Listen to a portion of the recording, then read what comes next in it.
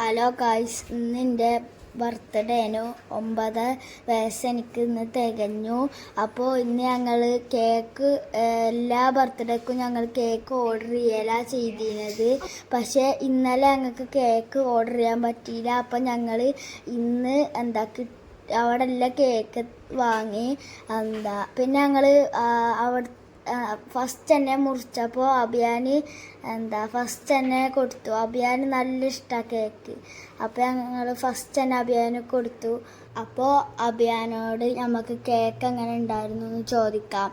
അഭി വാ. കേക്കൊക്കെ നല്ല സൂപ്പറ്, നല്ല അടിപൊളി നല്ല.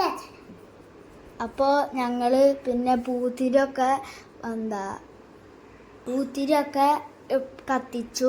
പിന്നെ ഞങ്ങൾ കുറേ നേരം പൂത്തിരി ഇങ്ങനെ കറക്കി.